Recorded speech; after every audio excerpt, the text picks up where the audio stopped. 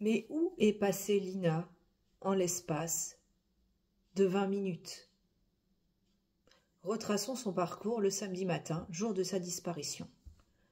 À 11 heures, elle quitte le domicile de sa mère pour cheminer sur la départementale afin de se rendre à la gare de Saint-Blaise-la-Roche pour prendre le train en direction de Strasbourg. À 11h15, l'ancien maire du village affirme l'avoir vue sur le bas-côté de la route en train de cheminer seul à pied en direction de la gare.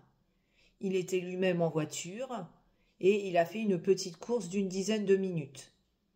Sur le chemin du retour, il s'est étonné de ne pas recroiser Lina, qui semblait-il avait disparu entre-temps. Un autre témoin déclare également l'avoir vue cheminer sur le bas-côté de la route en direction de la gare du village. À 11h20, elle envoie une vidéo, un snap ou un TikTok à son petit ami pour lui montrer sa tenue vestimentaire.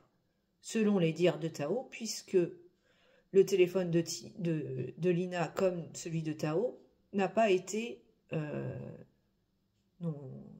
retrouvé. Il semblerait que pendant ce laps de temps, d'un quart d'heure, 20 minutes, elle envoie également pas mal de messages avec une amie à elle, ainsi que sa collègue de travail, avec qui elle bosse à la supérette. Celle-ci, d'ailleurs, s'étonne du style de message que lui envoie Lina, qui a l'habitude d'adresser des vocaux.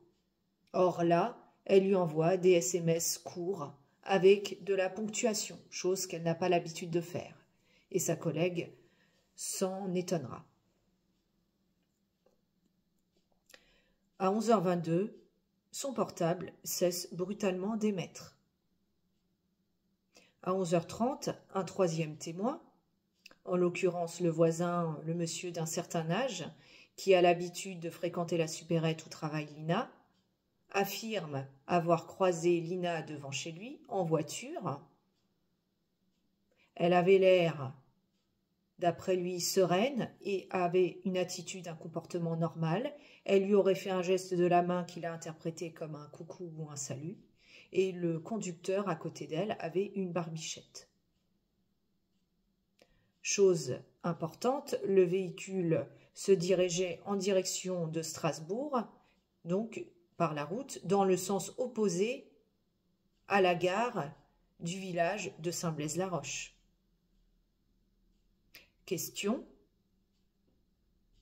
qu'est-il arrivé à Lina en l'espace de quelques minutes? A-t-elle été embarquée de force à bord d'un véhicule par un prédateur sexuel du type Fourniret, Dutroux, Francis Aulne, qui ciblait des victimes sur la route, des jeunes filles isolées? Elle aurait été embarquée de force et son portable aurait été détruit par son ravisseur? Ou bien est-elle montée dans une voiture de son plein gré car elle connaissait l'identité du conducteur? Comment expliquer qu'en l'espace de seulement 2 minutes, entre le dernier message qu'elle envoie à Tao et le fait que son portable ne fonctionne plus, que s'est-il passé durant ce laps de temps très restreint? Qu'est-il arrivé à Lina pendant ces 20 minutes qui semblent cruciales? Malheureusement, pour l'instant, nous n'en savons rien. Toutes les pistes sont sur la table et sont encore envisagées par les enquêteurs. Affaire à suivre.